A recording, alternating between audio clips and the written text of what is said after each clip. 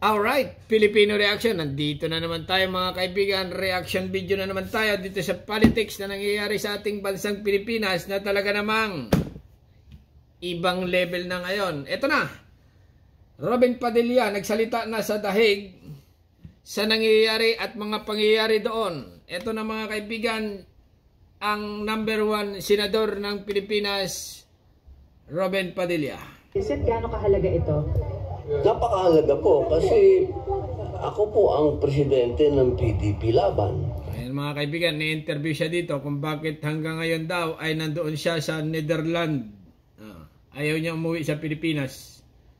Senador, continue. At nasa kalagitnaan po ng kampanya ang ating bansa. Political ally po ako. Ito pong ating Pangulo ay chairman ng isang political party. So siguro po, nararapat lamang po na makausap ko yung aking chairman. Opo. So wala pang balita kung anong sagot doon? Malungkot po, lagi po ako dito. Yung Biyernes pa. Oo. Malungkot. Okay, yan mga kaibigan, narinig natin si Idol Robin Padilla ay malungkot ngayon dahil nga sobrang alala sa ating dating Pangulong Duterte na hanggang ngayon nga mga kaibigan ay malabo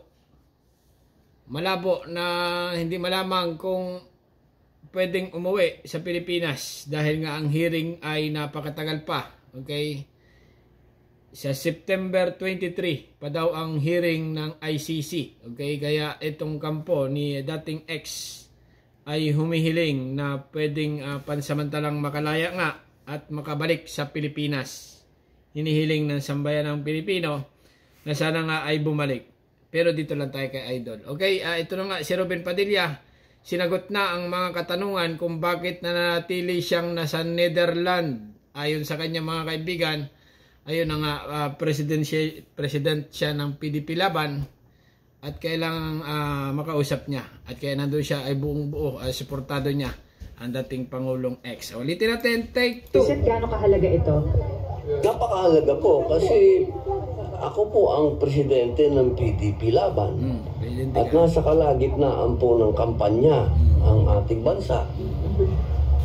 Political ally po ako. Ito po. Senador, bakit ganyan ka magsalita? Ang ating Pangulo ay chairman ng isang political party. So siguro po, nararapat lamang po na makausap ko yung aking chairman. Malungkot si Robin ngayon. Opo. So wala pang balita kung anong sagot doon? Malungkot po, lagi po ako dito. Yung Biyernes pa. Oo. Wala pa po hanggang ngayon. Ngayon po sigurado wala pa kasi yung mukha ni ES mukhang malungkot.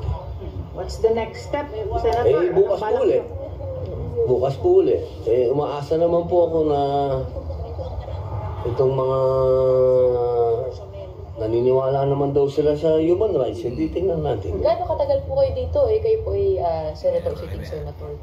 Ay. Nantay ka na ng mga kababayan mo sa Pilipinas, Senador. At nandoon nga sa Senate hearing ay inaabang-abangan ka na magpaliwanag kung ano nga ang nangyayari dyan.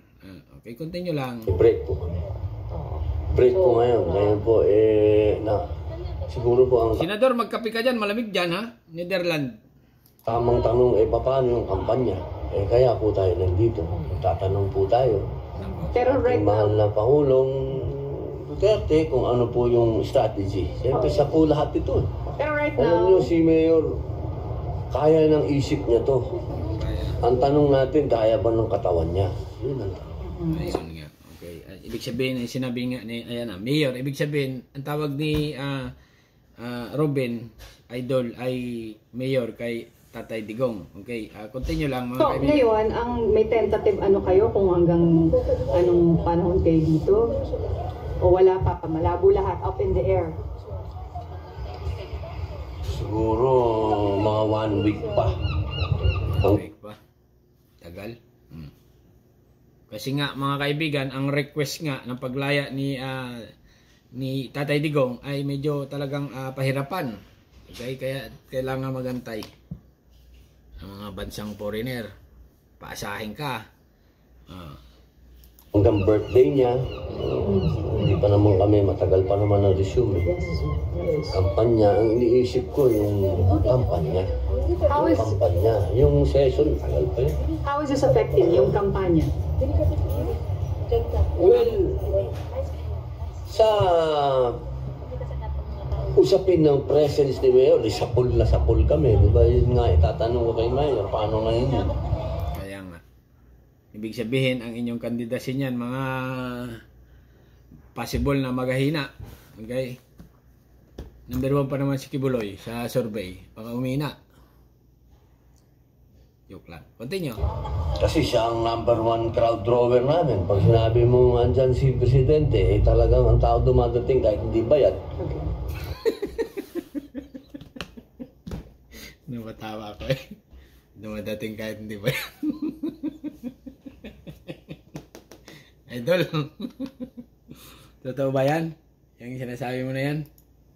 Ibig sabihin yung mga supporter talagang hindi bayad. Continue ha. Ito mga kaibigan na ito ay salita lang Nico. Eh talagang ang tao dumadating kahit hindi bayad. Eh yung paano ngayon yan? Wala naman kaming pera. Ang PDP wala naman kaming pera. Yung mga ganun. Ayan mga kaibigan ha, paliwanag ni Idol Robin Padilla, number 1 senador ng Pilipinas, ang mga supporters nga ay hindi bayad. At yung iba na nagpapakalat na mga nag-rally daw ay bayad, ay huwag kayo maniwala doon. Hindi yan sila bayad. Eh, yung sinabi ni ano na. Okay. Alright mga kaibigan, ayun na nga, nagsalita na si Senador Robin Padilla at ano masasabi nyo? Hanggang dito na lang at subscribe. Thank you, bye-bye.